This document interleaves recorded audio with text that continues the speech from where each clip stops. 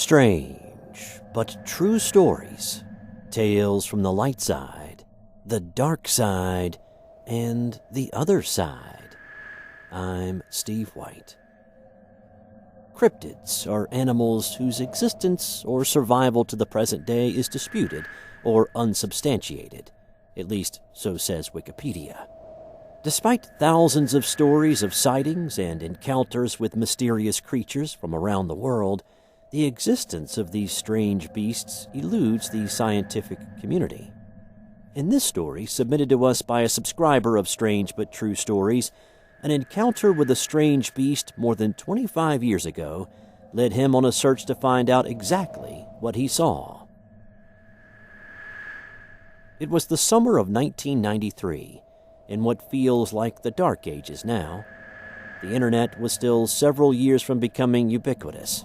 Phones were still mostly landlines, unless you had one of those Zach Morris Saved by the Bell brick phones or carried a bag phone around with you. And I remember UB40 all over the airwaves that summer, with their rendition of Elvis Presley's I Can't Help Falling in Love with You. Anyway, it's taken a long time to finally understand what sort of creature I saw all those years ago in a small park in southern Indiana. It was a summer that I will never forget. A lot of things happened for sure, but one event stands out from all the rest.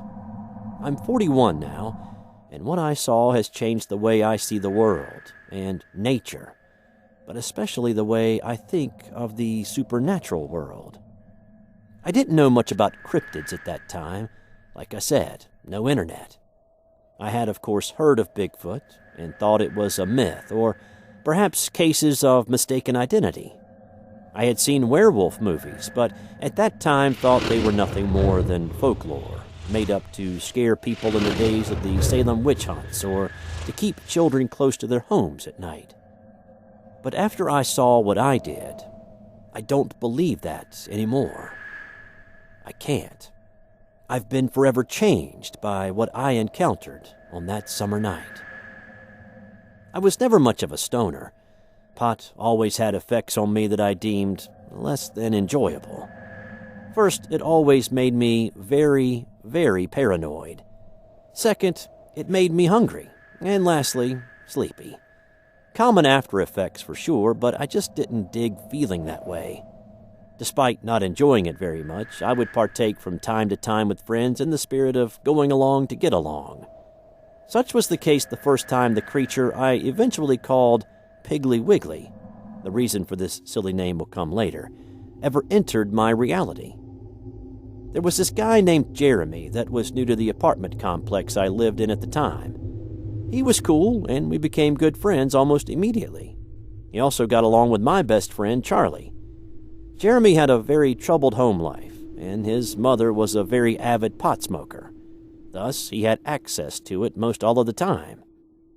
One day, he invited Charlie and me to go with him to the woods behind the apartments to smoke a little. That's woods with air quotes around it, as they are not really what I think of when I think of the woods. Not the kind of area you would expect to experience nature or anything like that. It was just a bunch of trees for a few hundred yards. It had one trail that led from the apartments to a little park where we used to go play basketball. It had a creek bed that ran adjacent to the trail on the south side with maybe another 50 to 100 yards of woods on the far side of the creek, and then it was houses. Lots of houses. So, like I said, not a place you expect to encounter much in the way of nature. I had lived with my dad in West Virginia for several years, and I had hiked in real woods and encountered real nature. We had even come face to face with a bear once on an afternoon hike in a West Virginia state park. I doubted if the little woods I was in at this point ever had even seen a deer. I had seen squirrels, but that was all I figured lived in that tiny section of woods. One important thing to note, however, is that on the north side of the woods and park was a fenced-in rock quarry. Anyone who has ever studied deep underground military bases might find this fact interesting. I don't know if this quarry was linked to any particular underground secret base, but just keep that in mind. So the three of us walked back into the woods to find a safe place to smoke. We got far enough off the trail where we felt secure and actually came all the way to the creek. We decided that this was secluded enough to smoke a little. We took turns hitting the joint, and as one would smoke, the other two would kind of face away from the creek, just watching towards the trail to make sure no one was heading our way.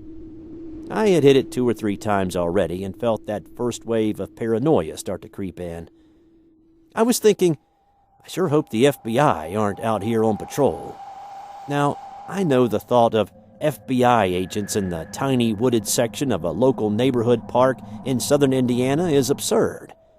But remember, pot always made me stupid paranoid. That silly thought was still in my head when I heard it. From the other side of the creek, I heard footsteps running as if in a mad dash, running down the creek bed hill, splashing through the shallow water. I knew all that was left for the runner to do was to come up the creek bed hill on our side of the creek, exactly where Charlie was standing. Jeremy and I were facing the other way, but we both heard the splashing water, and I think most of southern Indiana must have heard Charlie scream, "Run!" We darted off through the woods and back toward the trail. I had this visual image in my head as I darted off of 2 men with blue windbreakers and ball caps with the letters FBI on them, hot on our trail. I ran even faster, not sure exactly where Charlie and Jeremy were in relation to me.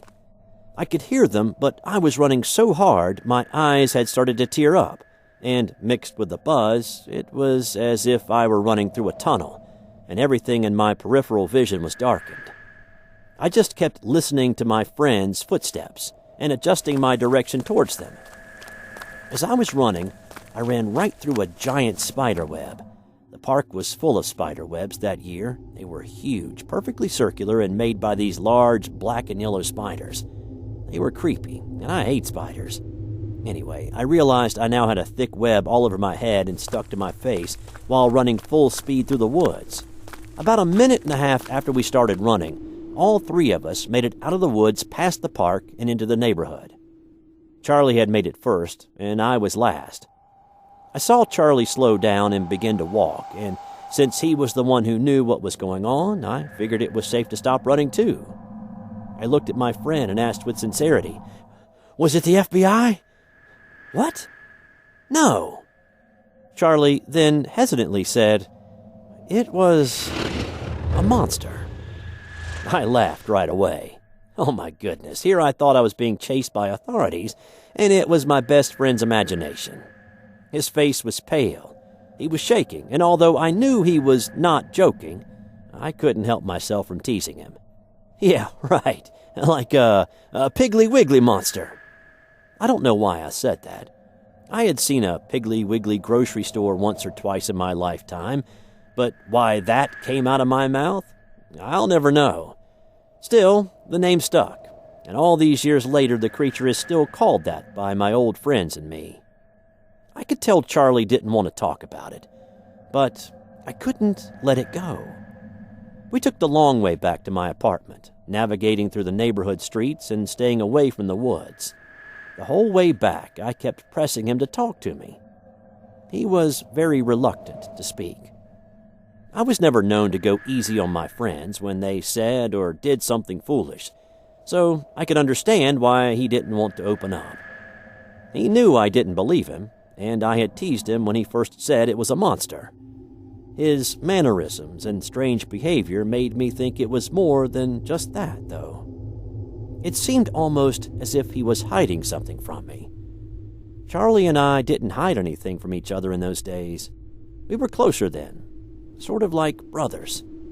We knew everything about one another, or so I thought. When we got back to my place, Charlie said there was something he wanted to tell us. He said it's something he was sworn to secrecy about, and that's why he had never told me.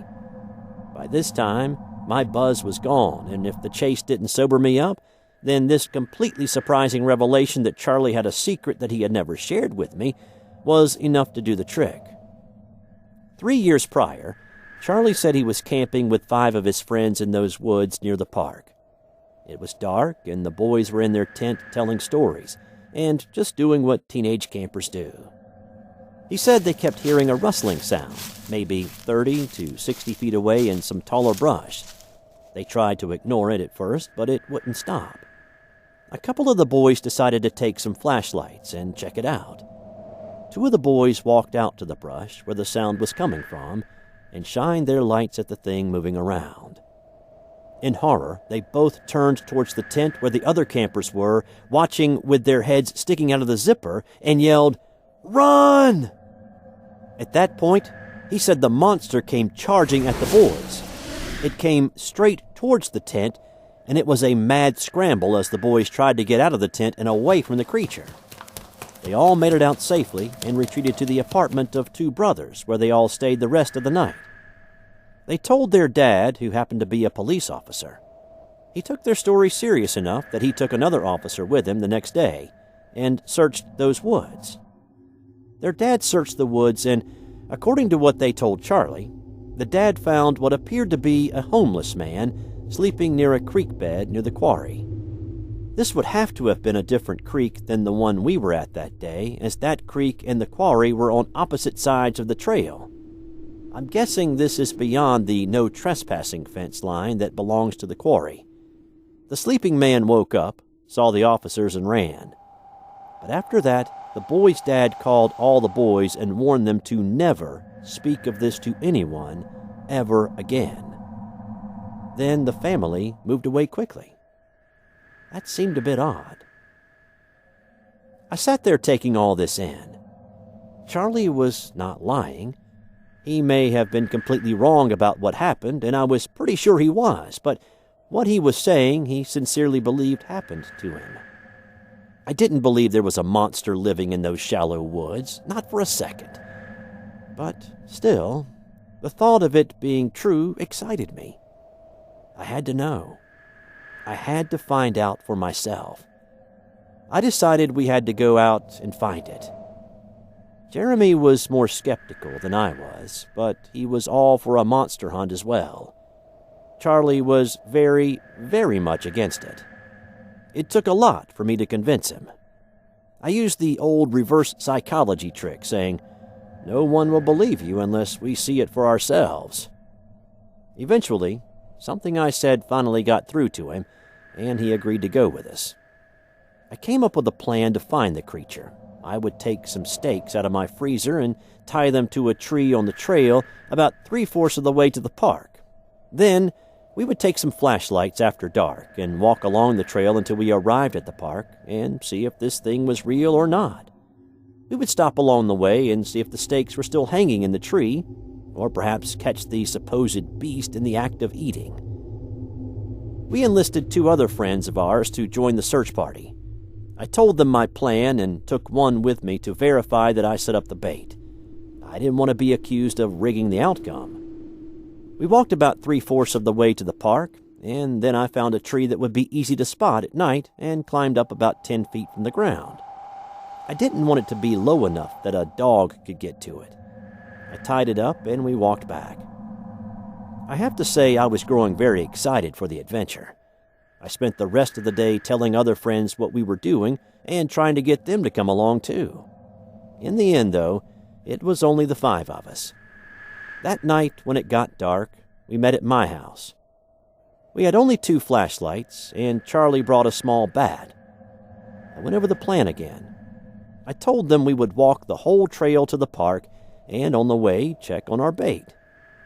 We started towards the woods. We could just barely see the trail when one of the boys who agreed to come hunting with us got cold feet and said, "I have to go home. I don't feel well." He was ruthlessly teased. Honestly, I couldn't understand how anyone would want to miss out on this fun. So now there were 4 of us. As we approached the edge of the woods, I was surprised by how timid Jeremy had become. He believed in this story less than any of us, yet I could sense a little fear oozing from him. I wasn't afraid at all, and decided to take the lead position. Besides, I had hung the stakes, and would know when we got to the tree. It was dark on that trail. The treetops covered any light the moon would have supplied. It still seemed fun to me as we began down the trail towards the park. I knew everyone behind me was a little scared, but honestly, I don't think I was. Not yet, anyways. I had spent so much time in much deeper woods, often by myself, and again, this was not really the woods at all. Besides, nothing could live in this tiny wooded area. However, out of respect for Charlie, who I knew didn't want to be there, I decided to not clown around and try to scare the others. We were only about a quarter of the way to the park when the sounds started. It sounded like it came from the direction we were heading. It sounded like someone or something was breaking sticks. And then nothing for a few minutes. And then again, snap, crackle, snap. I had to admit, that was weird. But in my mind, only a human would be doing that. Why would a creature be breaking sticks? Then again, why would a person be at the park at night breaking sticks? It didn't make a whole lot of sense.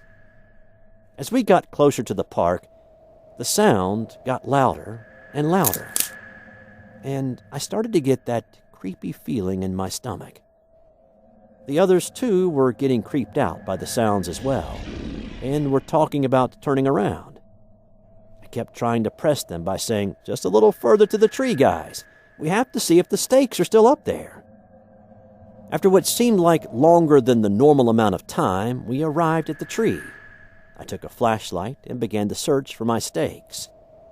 By this time, the cracking of sticks had stopped, and it was very quiet all around us. No crickets. No noise from the night. I waved my flashlight up to where I had hung the meat. Nothing. It was gone. Now I was very creeped out. What in these woods could climb a tree? I said, "Let's get out of here," in the most calm voice I could muster at that moment. I was the leader of this expedition, and I decided we were closer to the park than the apartments. The park had lights on the far end and houses just past it. I wanted badly to be in that neighborhood by this time. Besides, we had not heard the stick-breaking sounds from the park for several minutes. I didn't run. I didn't want to spook the others, but I did pick up the pace tremendously, and no one complained about that. I kept thinking, what have I gotten us into? Then we came to the end of the trail, and out of the woods. I was relieved. Not too far off was the street light and all the houses. We kept on walking right through the park, and that's when I saw it. The monster that became known as Piggly Wiggly, standing just outside the moonlight in the shadows of a picnic shelter. It was far enough away that I couldn't get a great bit of detail, but close enough to know it wasn't quite human. It was standing on two legs, a little hunched over, hairy with long, strong arms, and maybe 6 feet tall. At first, I thought it was my imagination playing tricks on me. It's hard to describe what you think when your natural mind comes into contact with the supernatural. It's confusing and overwhelming and very real, and yet unbelievable all at once. It feels very similar to being in a dream. The boy behind me had stopped walking as well. I could tell he too was seeing what I was seeing. Charlie had also spotted the figure.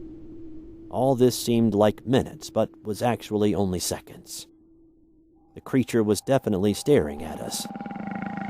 Then he stood up, and now seeing it shift its position, I knew it was not my imagination anymore. We took off and sprinted to the house line just outside the park. We were in disbelief. When we stopped, we were talking over one another about what we had just seen. Charlie never told us what it looked like. "What the heck was that thing?" we asked each other. "A monkey? A Bigfoot? A werewolf?" We were in a bit of shock. Well, all of us, Except Jeremy, that is. You see, he was the last in our single-file line, and by the time he reached the end of the woods where we had all stopped to see the creature, the three of us took off running before he had seen the thing. Not wanting to be left behind, he too began to run without knowing why. Great, I thought to myself. Without Jeremy, the most skeptical of all of us, to corroborate our story, we might as well not even have come on this search party. The whole thing would be fruitless. I decided the only way for him to believe us was for me to show him the creature. The other two boys refused to take one step closer to the park. They had seen all they needed to see and were not going to be persuaded. They were much wiser than I was. I walked back about 200 feet or so with Jeremy.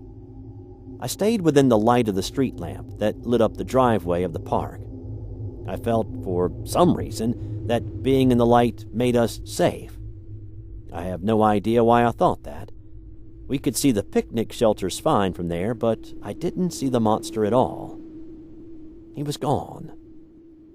I was bummed that the monster was no longer standing where he was before.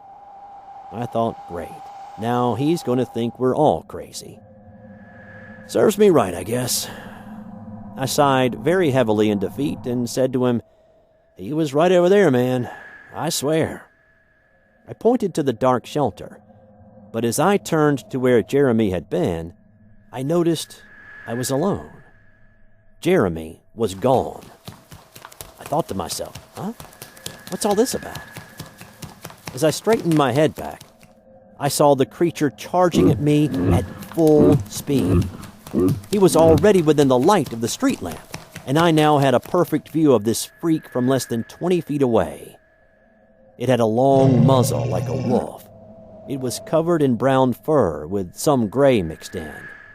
Around its head was even longer hair, almost like a lion's mane.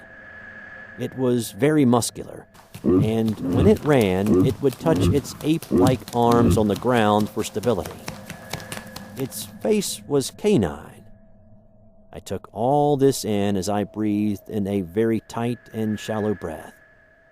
My mind was processing information at a rapid pace as fight or flight kicked in. I sure as hell had no intention of fighting. I turned and ran faster than I have ever in my life. I even passed Jeremy, who had spotted the beast before me and failed to say anything to me before taking off. I wasn't happy with him for just leaving me standing there. Later, he admitted he tried to yell, but no sound came out. He had seen the thing as it approached us just before it came to the light. He didn't get great detail, but he saw enough to satisfy his skeptical mind. He knew he was looking at a bipedal dog creature. He would later describe it as a dog-bear-looking thing that ran like an ape. We made it back home safely. I took my dog to the park the next day, and she was going crazy. I let her go, and she kept barking at a tree that had fallen. I inspected the tree and noticed a bunch of broken sticks beside it. I immediately thought of the sounds from the night before, and then I noticed something else inside a hollow of the tree. Bones. Lots of small animal bones. I don't know if they were local dogs or squirrels. I don't know, and I didn't do any CSI work to figure it out either. I never hunted the monster I called Piggly Wiggly after that. I have done research since, and thanks to others' encounters and descriptions, I am fairly certain what nearly turned me into a pile of bones all those years ago was a dog man. Probably of the Type 3 variation. It wasn't a bear or a lion. It wasn't a Sasquatch. It wasn't an ape or a werewolf. It had characteristics of all these, but it was very much canine. It was a dog man. I still like to camp and hike in the woods, but I never go alone. Moreover, I never go into the woods after dark. You never know what is watching you. This has been another strange but true stories. Have you ever had an encounter with a cryptid? Maybe you came face to face with Bigfoot, or a dog man, or some other beast that has been relegated to folklore. We would love to hear about it. Send us an email to strangebutTrueStories2@gmail.com. Let us know what you thought of this story below in the comments. Subscribe if you haven't already. Thanks to those who have. The outpouring of support over the past year has been amazing, and we can't tell you enough how much it is appreciated. Thanks for watching this video. I'm Steve White. Until next time.